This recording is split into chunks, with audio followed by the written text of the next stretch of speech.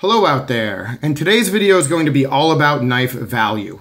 And value is something that gets talked about in almost every review that gets done because it's such a big deal for everyone to try to get their hands on the best knife at the best price. We all want the most bang for our buck, naturally. And it's something that I've thought about just covering in detail and attacking, the topic as a whole for quite a while, and just never really figured out how to do it, never put the time into hashing out what the video would look like until I got this Olamic Wayfarer. This Olamic was sent to me by a guy named Drew, who's just a really good contributor to the channel, someone I chat with on Instagram a whole lot about knives, and he knew that I'd never had a knife like this and just wanted to send it to me to check out. And guys, this knife is a beauty. And I realized almost immediately, though, that I wouldn't be able to review it.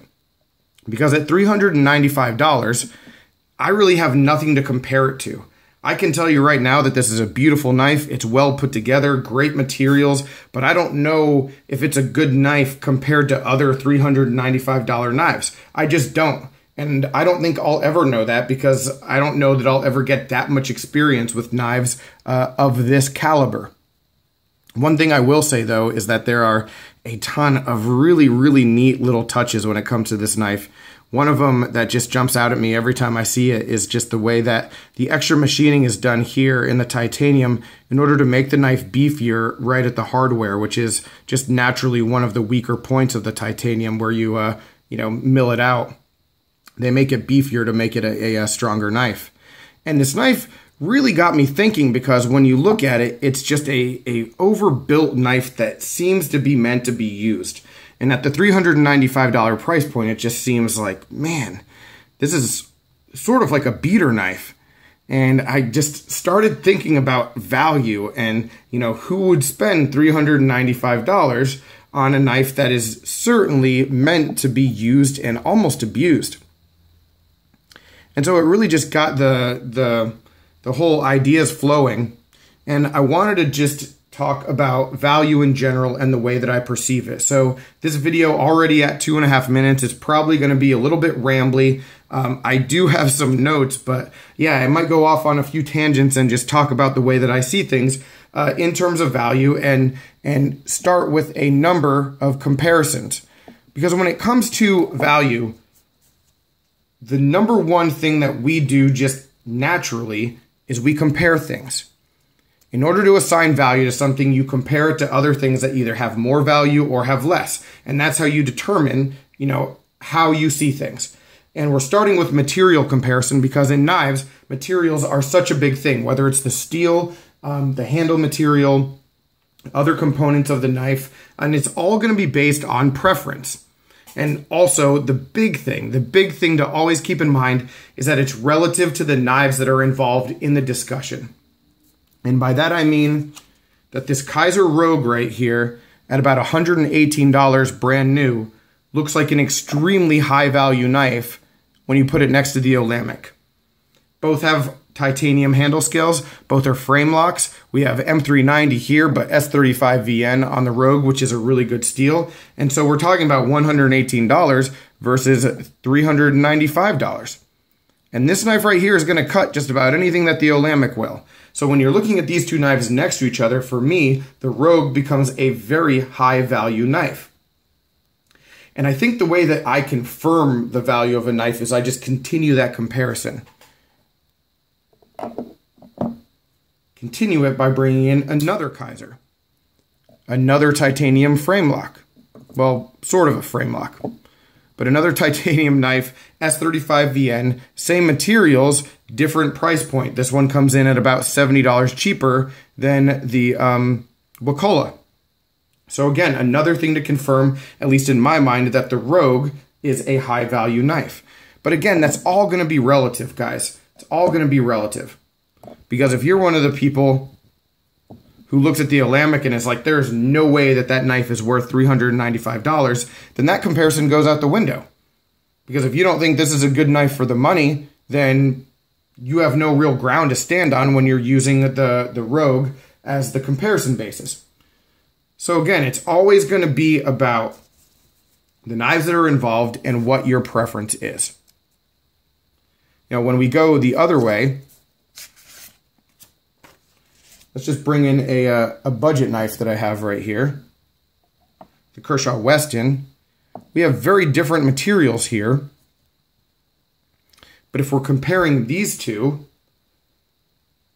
the knives are very different price points, but you're going to be able to cut the same thing with the Weston as you are with the Rogue. So in a lot of eyes, I mean, maybe that makes the Rogue less desirable, makes the Weston more. But again, it's a number of these comparisons that are just done naturally in our heads with the experience that we have that lead each person to their own individual conclusion when it comes to value. You know, one thing that I look at, and I'm going to do another set of comparisons here. One thing that I really look at is a knife that I love. I'll look at a knife that I absolutely love and then compare based off of that. We all know how I feel about the Spyderco Sage 5. And here's the Southern Grind Spider Monkey. Now the Sage 5 I believe runs at about $135. That price actually might have gone up with Spyderco's like price raising, but $135 I believe is what I paid for it. And the Southern Grind Spider Monkey runs at about $225. Now this has real fluted carbon fiber, which is really nice, and it has S35VN blade steel. Personally for me though, I prefer S30V to S35VN. I know I'm in the minority I think with that, but I've just always been that way. I really like S30V. And so what I'm looking at is a compression lock and really nice handle scales, even though the caliber of the carbon fiber laminate is nowhere near what is on this Spider Monkey. But for an extra $100 almost, I don't think that the value is there for this knife. You know, and that's just one example of the comparison process that I will go through. One other thing I'll say, and another way to compare knives is when you can compare two of the same model with different materials. So what I mean by that is, let's say this Benchmade Mini Griptilian, which runs at $93.50 for the stock model with 154 cm. If you look at some of the other ones out there with different materials and different prices, let's say the 555-1 that I have, which is in 20 CV and G10, that upgrade for about $50, is that worth it to you? You know, how much do you like this knife and how much do you covet the better materials? Another really good example of that, and I don't have the knife though, is the Benchmade 940. Aluminum handle scales on the Benchmade 940, that runs at $183. Now the 940-2 is $170, and I prefer G10 to aluminum. So for me, the 940-2 is a very high value knife because it's cheaper than the regular 940, which is coveted by a ton of people. So again, always going to be relative to the knife involved, and definitely based on preference. Now, some people, when we're looking at materials, we look at them with a need of durability. How long is this knife going to last? Is this a good set of materials for the things that I need it for? And so it all comes back to application when we're thinking about that. If you hard use your EDC and you're in a situation where, you know, you need something that's going to be durable and last you for a long time, even though the materials on this Spyderco Mantra are pretty high end with M4 steel and titanium, this is not going to be the knife for you. You're not going to value this the same way that you might value just an EDC with G10. You know, a G10 handle scale and a more corrosion resistant blade. So again, another example of just how things can change depending on the way that you use your knife. All right, guys, part 2, build quality. Here we're talking about fit and finish and really focusing on at what price is a functional knife just not good enough.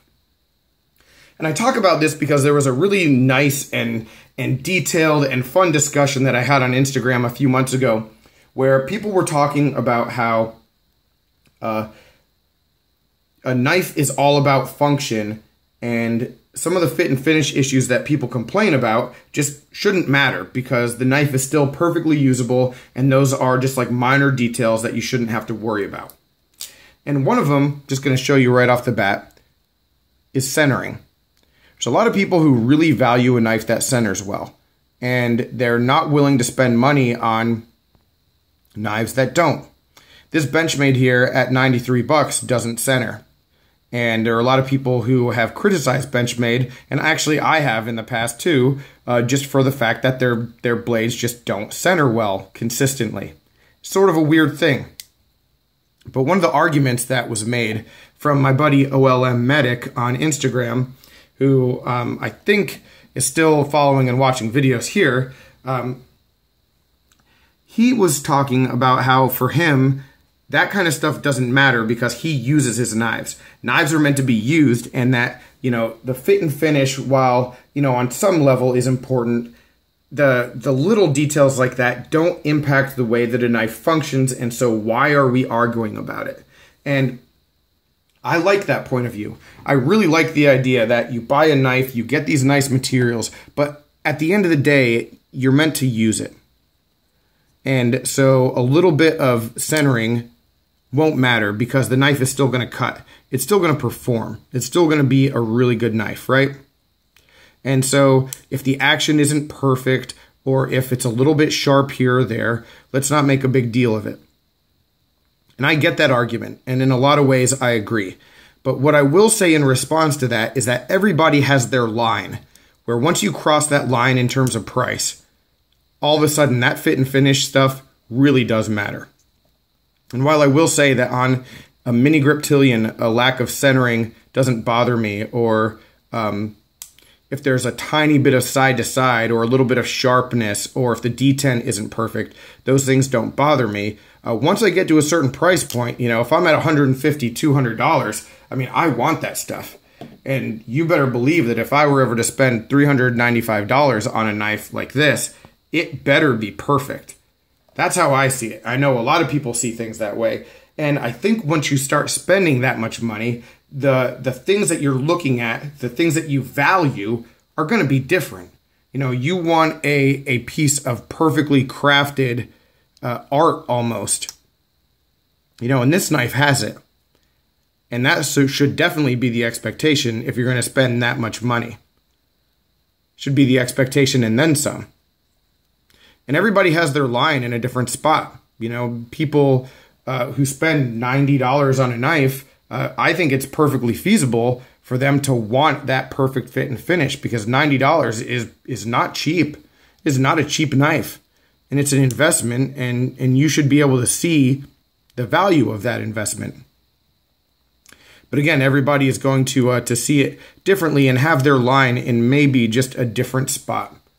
You know, certain things, certain people look at differently, and if you value the way that the fit and finish is maybe over the way that the knife functions, then yeah, you're just going to draw that line in a different place. Next, we have brand loyalty.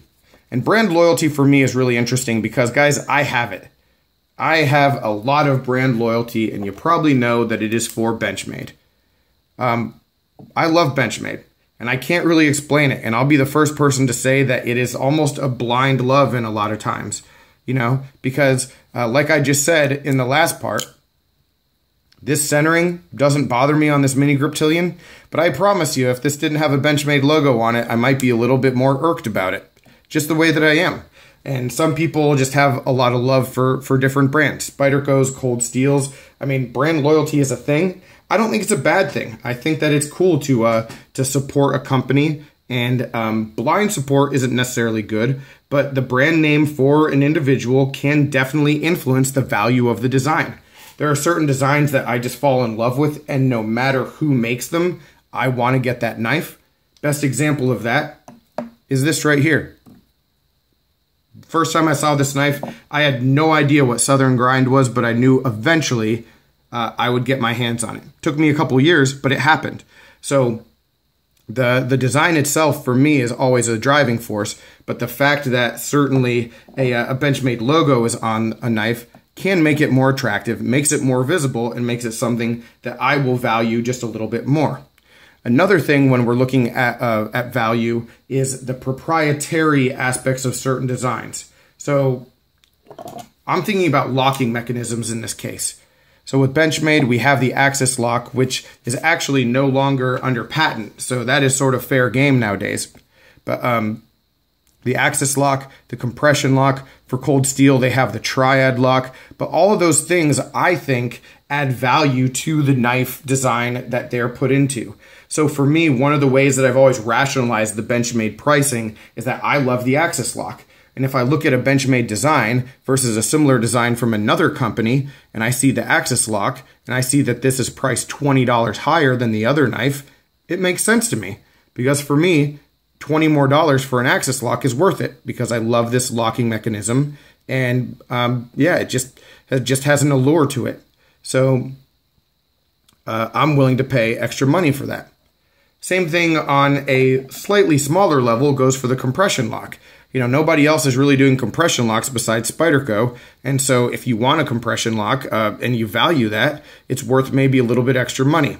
When we're talking about functionality, that triad lock, which is such an excellent locking mechanism, again, has the same kind of deal. So we're talking about brand loyalty. There are those proprietary designs that add value to it and make it worth it to spend a little bit of extra money. There is an inverse to everything, and I do want to cover that very quickly. There's an inverse to every little discussion that I've had throughout this video. There's the opposite way of looking at it. You know, and Ganzo is a really good example here, where Ganzo can be a very high value knife because it has that axis lock, or because it is like the opposite of, say, a Benchmade. And so if you don't have brand loyalty and you're looking just at the materials and you're looking at other aspects, then this knife will be an extremely high value knife if you have zero brand loyalty. So definitely something to think of. You know, for every area that we're talking about, if you look at it from the complete opposite perspective, it still has relevance. Finally, last thing I want to talk about is the resale potential. Will a knife keep its value? Is it a limited or a rare edition? Is it just an expensive knife that, you know, is going to be timeless and always easy to resell? Do these things go up or down over the course of time? I don't know, actually. So I don't know if this is something that I would be able to sell if it were mine. I don't know, but it's something to look into. What I will say, though, is that budget blades are very hard to resell and get any money back for. Anytime I spend $25 or $30 on a new Kershaw or a CRKT, that's essentially, I mean, if I'm trying to get my money back, it's money down the drain. I don't look at it as money down the drain because I'm going to use the knife, you know, but when it comes to trying to get your money back, and some people who are collecting and always flipping knives the way I am in order to keep a collection growing and changing, resale potential does have a big part in the value of a knife. And this Kershaw Weston right here has none of it. It has no resale potential. You know, these budget knives are not really easy to resell. So definitely something to keep in mind. One other thing to note when we're talking about resale and just value in general is that I haven't talked that much about budget knives throughout this video. And that is really because there's a whole lot more to value than budget. And I think that's the most interesting part of it, really, is that it's not just about getting a really good, well-built $25 knife that might perform better than its cost. It's about just value in general in the way that we look at things. So yeah, didn't talk too much about budget blades, but they can be really high value in use. But when it comes to resale, not really gonna fit that bill. All right, guys, so those are just a few of the things that come to mind when I think about value. Certainly, there is a whole lot more to talk about. There's a much bigger discussion that could be ongoing and could last for a really long time. And that's sort of what I would like to start here. So if you're with me at this point, at the 19-minute mark, I can tell that you are invested in this discussion. So I would love to hear from you. Let me know your thoughts. Let me know if there's something that you value that I left out. That's really interesting to me. And let me know what you think about the Olamic and about these kind of knives. At $395, is that kind of marketplace for you, or is it something just completely out of the ballpark that you'll never get? Because when I look at it, I look at all the knives in my collection and I realize I could sell them and have a bunch of $300 or $400 knives. But I don't really want to do that. That's not really my style, and it's just interesting to see that's not going to be the direction that I really go with multiple knives. So anyway, guys, any other questions, comments, complaints, suggestions, let me know down below. I will talk with you soon. Thank you for watching this really long and drawn out video. I appreciate it. Have a good one.